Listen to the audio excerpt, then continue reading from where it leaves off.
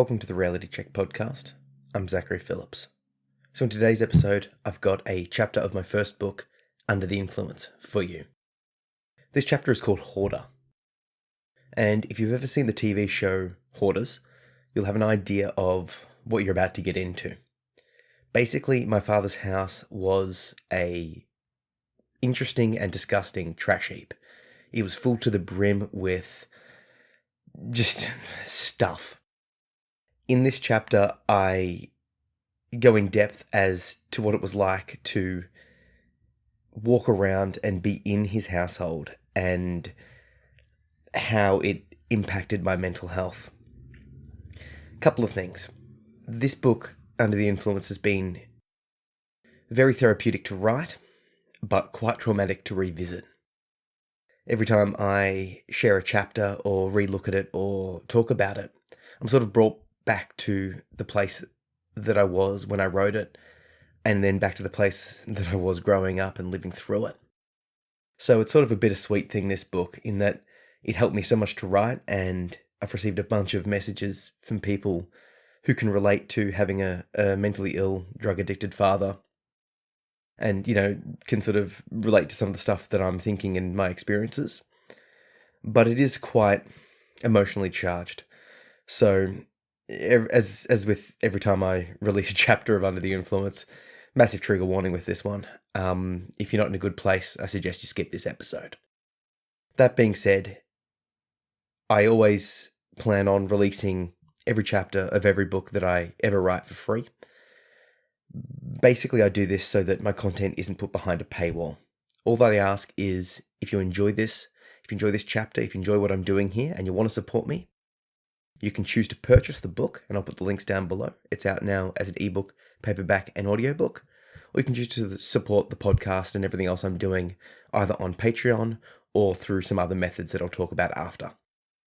So the link to this chapter and all of those things will be put down below, including a place where you can read this as a blog post, as well as those support links that I just mentioned. So like I said, trigger warning with this one.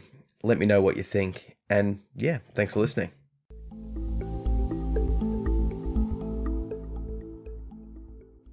Hoarder. I realised just how bad Dad's living conditions were about a year after his death. I was talking to a cousin of mine who had recently become a police officer. It's not often that you get a chance to have a first-hand glimpse into the seedy underbelly of the society you live in. So I jumped at the opportunity, asking for recounts of some of her most memorable highlights on the job.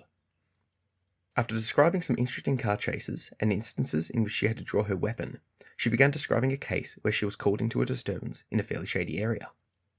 The neighbours had heard a questionable noise and were concerned enough to inform the police. My cousin was the one who answered the call and arrived with her partner at the scene. When recounting stories about her work, my cousin's language is very matter-of-fact. She would describe the events that happened and the people and the places involved in a very detached and emotionless manner, almost like she was writing a report to her superiors. This time was no different. She started with her arrival. As she pulled up to the premises, she observed a very poorly maintained lawn and a garden with overgrown weeds scattered with children's toys and mounds of indiscriminate trash. Lots of garbage bags, broken furniture, and random newspapers. Declaring who she was, she knocked upon the door. After a good minute or so, a middle-aged man greeted her. This guy was dishevelled, with an unkempt appearance, unshaven and dirty. He was quite emancipated, looking gaunt in the face, and having significant bags under his eyes. He wore loose-fitting shorts and one sock. On his arms were what looked like fresh track marks. Opening the door revealed a faint smell of marijuana, and I could hear the cries of a young baby inside. I listened with fascination and remember thinking, wow, poor child, I couldn't imagine living with somebody that messed up. It was, and still is, very easy to discount the significance of my past. I often have to remind myself that just because I survived my dad relatively unscathed, doesn't discount the events that happened, or the real danger that my brother and I were exposed to. So when my cousin mentioned that the man had track marks, I immediately put that story into a completely different category than that of my own. I mean, it's one thing to deal hard drugs and use weed and pills in front of your children, but this guy was on another level. He was using intravenous-based narcotics. Completely different, right? At least my dad was not that bad. It's funny how easy it is to nitpick the small differences and to maintain the status quo of our thoughts. To keep consistency in the stories that we tell ourselves, rather than face the overtly apparent truths that would otherwise be too confronting to deal with. Ultimately, I don't know the full story of this guy, or my father for that matter. Thus, it's very hard to subjectively judge whose situation was worse. What I do know is that either way, I'm so very sorry for that child, and I really do hope that their situation improved. It is not something that anybody should face, particularly not an innocent child. It was when my cousin began to describe the inside of the house that some of her opinion began to show through. She dropped her characteristic report-like reproduction of events and began to personalize what she had seen. She went on to basically describe Dad's house verbatim. It was clear that she was moved by just how bad the state of the house was in. It hit me the moment she said, "These were the worst living conditions that I'd ever seen. I can't imagine anyone living there." My cousin's childhood could not have been any more different than mine. Both of her parents worked and had successful careers. Coming from an ethnic background, her house was always spotless. Her parents supported her in every way. She got all of the sports coaching and academic help needed and was quite successful in this sense. She held numerous university degrees and uncountable numbers of sporting trophies and accomplishments. Admittedly, she worked very hard for these achievements, but on the other hand, she had a very strong and secure base to operate from. I always looked up to my cousin, considering her to be a good role model, representative of what you could accomplish if you had parents that actually cared. Parents who worked and whose inebriation stopped at a couple of drinks over dinner. So when she of all people basically described my father's house, labeling it with choice words like horrible, unheard of, disgusting, and vile, another part of my world shattered around me. What really opened my eyes was how normal her description seemed to be to me, compared to the stark contrast of how exceptionally abnormal my cousin believed it to be. Despite everything, I still hadn't realized just how bad Dad's house was. Up until that point, I still had some unfounded, illogical belief that he was not that bad. It really was an eye-opener. Other people who had seen Dad's house would just say things like, "It's a bit messy," or "You think that's bad, you should see my house." Maybe they were too close to the situation to see it for what it really was. People often prefer to believe their own lies, because accepting the hard truth about somebody you love makes that truth real, and that can be unbearable. Or maybe they were just being polite. Regardless, it took my cousin talking about the house of an anonymous junkie for me to truly realize just how decrepit my dad's living conditions really were. If you've ever seen the TV show Hoarders, you'll have a vague idea what it was like in my dad's house. But the problem with TV shows are that they don't paint the full picture. It's one thing to see a house on TV from the comfort of your own home, and another thing to live in it. The sheer volume of stuff that he owned was staggering. Piles and piles of junk stacked one upon another, at times reaching the roof. 4-foot piles of newspapers slumped haphazardly against the walls. Volumes of antiquated magazines and books that from their condition were seemingly published last century. Fishing gear was stored next to old clothes, and gardening equipment was placed precariously on top of pillows, which themselves were on top of large boxes, containing endless numbers of ashtrays and other paraphernalia that no house needs more than one or two of. He seemed to have 5 times as many benches and shelves than any sane house planner would conceive to place in any one property. In a room that would struggle to fit a couch and a TV cabinet, my dad also managed to cram in a coffee table, 2 tall boys, 3 cabinets, a spare fridge, and an old-fashioned road bike. Suffice to say, it was not easy to move through his house. He did put all that extra storage space to good use, mind you. I remember counting over 50 empty glass containers. What did he need them all for? What was he planning to do that required so many empty glass containers? Who knows? His taste in reading content was eclectic, to say the least.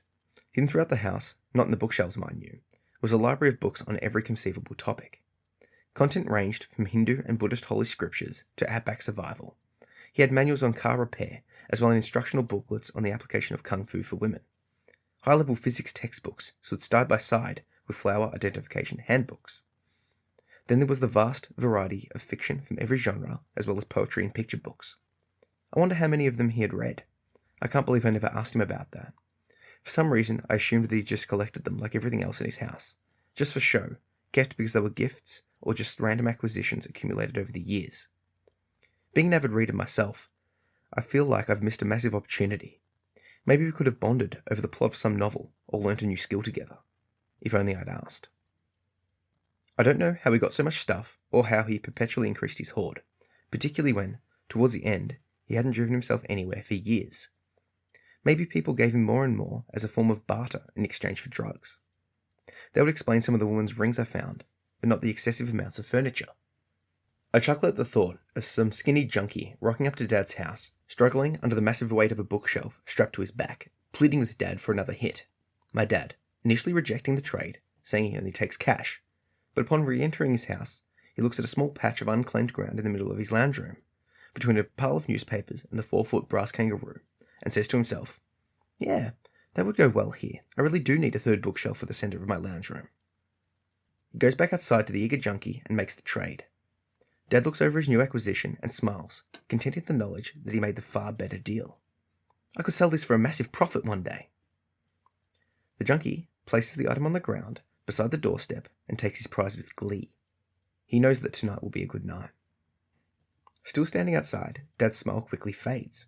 It dawns on him that there is no way he'll be able to move such a massive item up the stairs and into his house. Regret starts to fill his mind as he desperately looks around for help. Finding no one, he returns inside, downtrodden. It seems that piece of unclaimed ground in the lounge room is destined to stay available for some time. To overcome the regret of his purchase, he decides to light up. Once the effects of the high take over, he goes back outside to reevaluate the situation. Looking at the massive bookshelf, a smile slowly returns to his face. "Oh well, it's okay, I guess. My front yard really did need a new bookshelf. Besides, it does seem to fit quite nicely over there besides my spare coffee table and the extra car tires." On a more serious note, the amount of stuff lying around the house was not all bad. It was actually sometimes fun to look through the endless mounds. Being that there was never much else to do at Dad's, I'd spend countless hours looking through all of the trinkets and doodads that his house contained. Some of it was interesting, and all of it had a backstory, but it was mainly just junk, chosen and held onto like a magpie, searching for the perfect accompaniment to his nest. Dad would always say to us that you would never know the kind of valuable things you may find hidden in there. He said it grinning, implying some kind of fantastic treasure hunt would ensue upon his death, as if his house contained anything of tangible monetary value. Nevertheless, I remember appreciating the vast collections that he had held. Among my favourites were the plethora of random coins from around the world, Aboriginal memorabilia, and obscure wooden artefacts. It felt like every time you went exploring, you would find something new. But then there was the smell. You know when you go into a florist and walk around, how the whole store has that lovely fresh smell? A random mix of perfumes permeate from each flower, combining to have an overall pleasing effect on your senses. As you get closer to each sensation, you can start to differentiate between the specific scent of each flower. Roses here, petunias there, daffodils a bit further away. Lovely. In a way, Dad's house was like a florist. Walk through the door, and you'd be instantly hit with a stale aroma. You can't quite place each piece, but you know you don't like it. Depending on where you went in the house, you could start to discriminate between each putrid scent. Dog excrement over there, bog water here, urine on the floor, and mold wafting in from the kitchen. Musty air and marijuana smoke lining the roof, with a healthy slathering of body odour dripping from the couch for good measure. On his good days, Dad did his best to keep the house at an acceptable standard. Granted, his version of acceptable was not quite at the same level that most people would be accustomed to. He still managed to clean up after his dog and deal with the most pressing chores. However, on bad days, when Dad was very high or depressed, the cleaning would not get done at all. On those days, the smell intensified to such a degree that you'd want to vomit. Ironically, the toilet and the bathroom were the only clean spots in the house. By clean, I don't mean free from bacteria. God no, they were dirty as the rest of the place. But for some reason, they didn't smell. Considering the overall state of the house, and that the people that frequented it, I cannot understand how that was possible. But somehow it was. I remember spending a lot of time in the bathroom and shower just to escape the putrid rankness of the rest of the house. Particularly in summer, when the hot sun would awaken the hidden aromas of seasons past. Staying on the toilet for hours reading or doing homework was a common activity for me.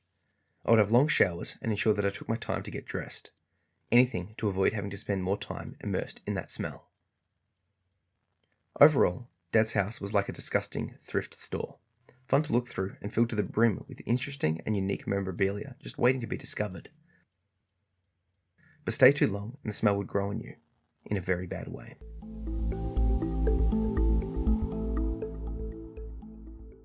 So thanks for listening. I hope that you got something out of that chapter and enjoyed listening to it. Like I said, there's already a few chapters up and out there that you can read and listen to.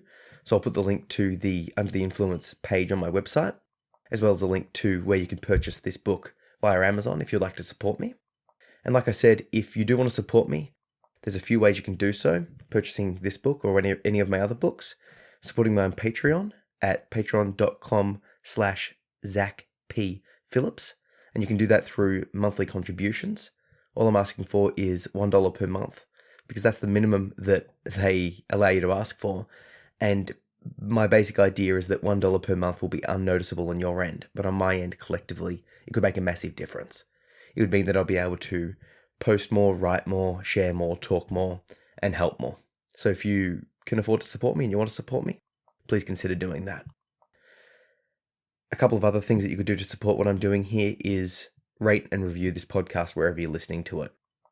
It's something that you can do for free, and it's very quick, but once again, it makes a massive difference by getting the word out there. And speaking of getting the word out there, if anything I'm doing will help or you think someone would find it interesting, grab the link, send it to them, talk to them about it, send it in a private message if you think it's a bit too sensitive, all that sort of stuff. And finally, if you want to connect with me, talk about this chapter or anything that I talk about, connect with me on social media. I can be found everywhere at Zach P. Phillips. That's ZACPPhillips. And I'll check the links down below for all of that stuff. Have a good one.